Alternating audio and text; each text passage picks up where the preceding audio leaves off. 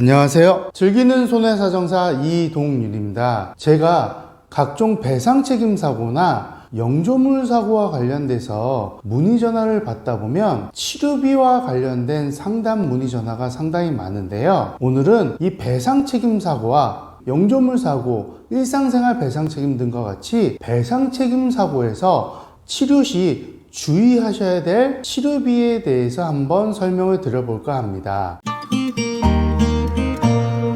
각종 사고로 인해서 다치시게 된다면 당연히 치료비는 발생할 수밖에 없습니다. 그런데 많은 분들이 이런 영조물 사고나 각종 배상책임 사고로 인해서 치료를 받을 시 우선적으로 물어보시는 부분이 교통사고가 발생하면 치료비는 보험사에서 지급해 주던데 왜 배상책임 보험이나 영조물 사고에서는 이런 치료비를 보험사가 병원으로 지불해 주지 않나요? 하고 문의하시는 분들이 있는데요. 우리나라 보험제도 중에서 환자의 치료비를 지불 보증해 주는 제도는 자동차 보험과 산재 보험밖에 없습니다. 자동차 보험은 자동차 손해배상 보장법에 따라서 피해자의 치료비에 대해서는 보험사가 지불해 주도록 법률 규정이 되어 있고, 산업재해보상보험법에 따라 근로자가 다치는 경우에는 근로복지공단에서 재해자의 치료병원으로 요양급여를 지급하도록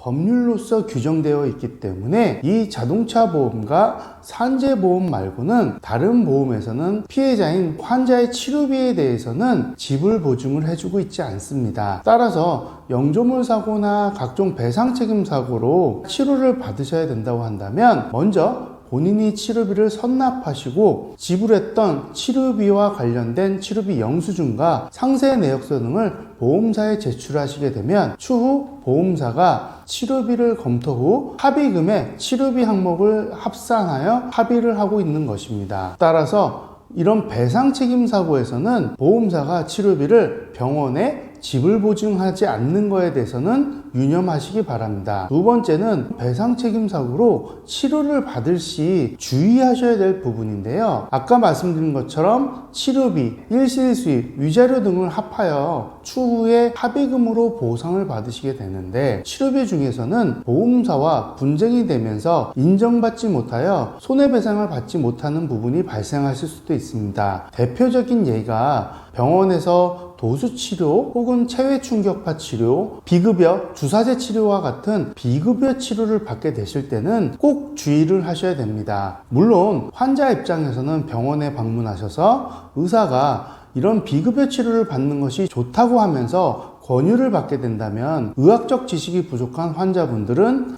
이런 비급여 치료가 치료 효과가 좋은가 보다 하시고 치료를 무작정 받게 되십니다. 이런 배상책임 사고는 치료비를 먼저 선납한 후 추후 보험사로부터 돌려받는 구조이기 때문에 만약 여러분들이 쓰신 이런 도수치료와 같은 비급여 치료비를 다 돌려받지 못한다고 한다면 이 또한 여러분들의 합의금을 낮춰버리는 효과가 발생하게 됩니다. 왜 이런 비급여 치료비에 대해서는 개인 실손 의료비와 더불어 이런 배상책임 사고에서도 문제가 발생할까요? 과거 이런 비급여 치료비를 많이 사용하시고 보험 청구를 했던 사례들이 있었습니다. 이런 비급여 치료비는 상당한 비용이 발생하기 때문에 이 치료가 적정한지에 대해서 의료자문 등을 실시하게 되었고, 의료자문상에서도 도수치료와 같은 이런 비급여 치료가 과잉 진료라고 보고 일정 수준까지만 인정한다는 자문이 있었습니다. 이를 근거로 보험사에서는 치료비 중 비급여 치료의 횟수를 제한하게 되었고, 이에 불만을 가진 일부 피해자분들은 법원에 소송을 제기하기도 하였습니다. 그러나 법원에서도 이런 도수치료나 비급여 치료에 대해서는 치료 전후에 대한 의학적인 명확한 근거 자료가 없다고 판단하고 제한을 두는 판결을 하였습니다. 따라서 모든 보험사에서는 이런 배상책임 사고에 있어서 피해자가 도수치료나 체외충격파 치료 혹은 비급여 주사제 치료 등으로 많은 횟수로 인해 높은 치료비가 발생했다고 하면 의료자문을 통해서 비급여 치료의 횟수를 제한하고 있습니다. 통상 실무적으로는 이런 비급여 치료에 대해서 초기 10회 정도만 인정하고 있습니다. 그렇다고 해서 모든 비급여 치료가 인정되지 않는 것은 아니고요. MRI 검사와 같은 비급여 검사 비용이나 치아 보철, 임플란트와 같은 비급여 치료비에 대해서는 모두 인정하고 있습니다. 따라서